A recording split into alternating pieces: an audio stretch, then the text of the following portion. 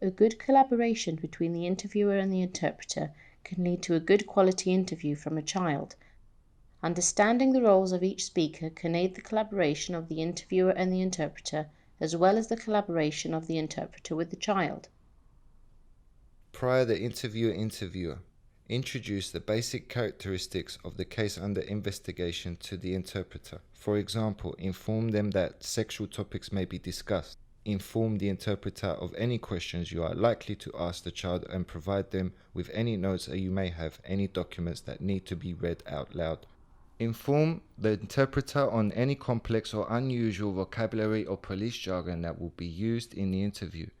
Inform the interpreter of the procedures that takes place in the rapport phase, such as the ground rules, and in the closer phase, such as thanking the child.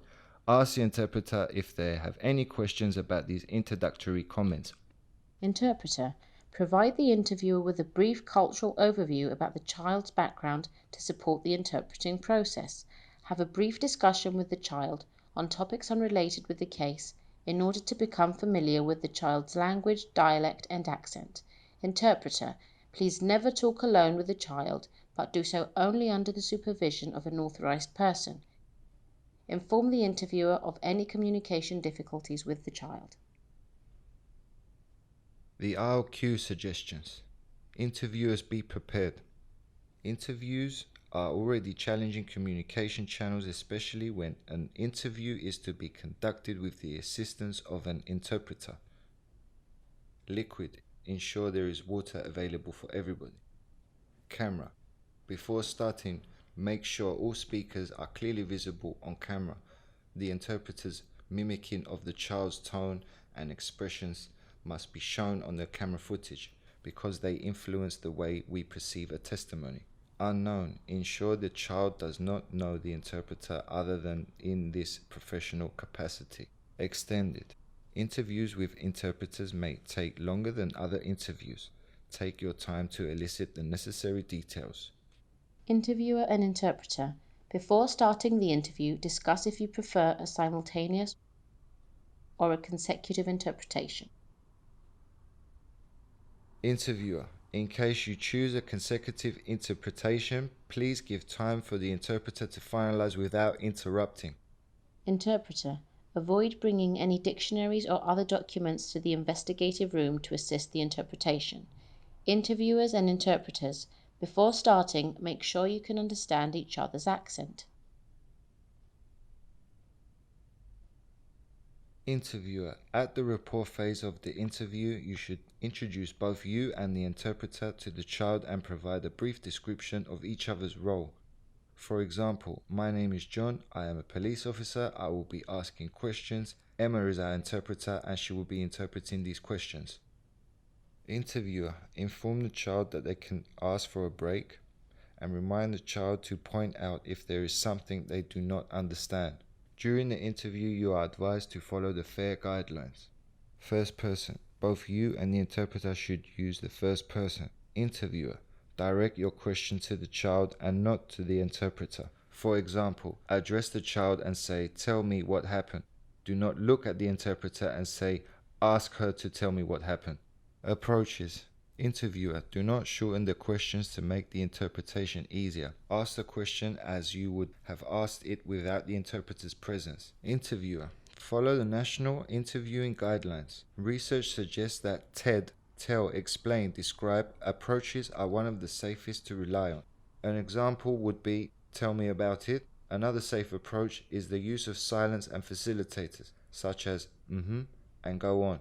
Interviewer. Avoid asking yes/no questions like "Was it tall?"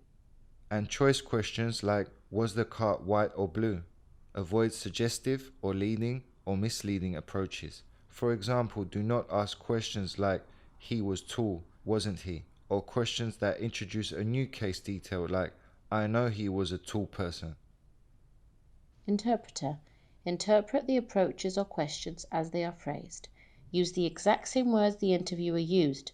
Do not change the type of question. For example, do not turn a question to a leading question or an open-ended approach into a yes/no question.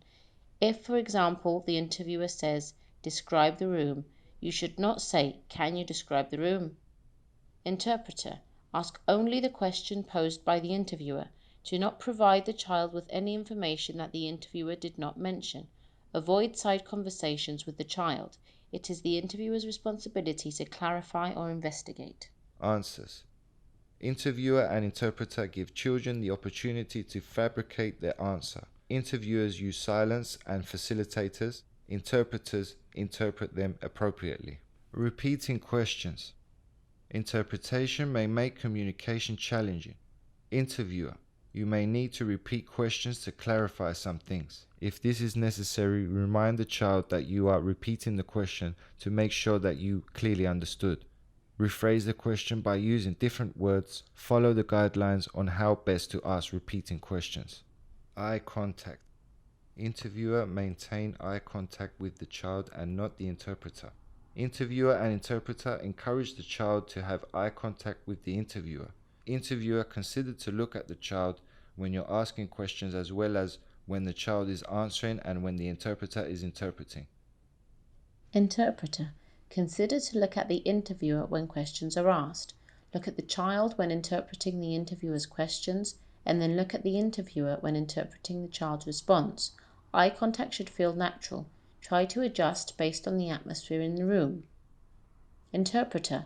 Emphasize the same words that the interviewer and child emphasized. Replicate the manner of speech, tone or intonation such as hesitation used by the interviewer and the child. The tone is as important as words, and if not mimicked correctly, it may change the message. Replicate the body language of the interviewer and child, for example, hand gestures. Replicating all of the above could help lawyers, judges, and juries understand better the emotions expressed by the child through your interpretation. Interpreter. Be careful when interpreting children's words. Do not change a word. For example, if the child says boobies, don't say breast, but interpret this as boobies. Children's words should be accurately interpreted. Interpreter. Interpret word for word and not a summary of what is said. If the child elaborates their answers, consider taking notes.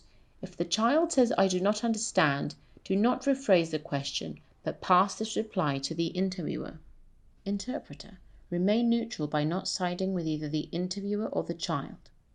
There may be ongoing linguistic issues as information may be encoded differently from one language to another. Interpreter.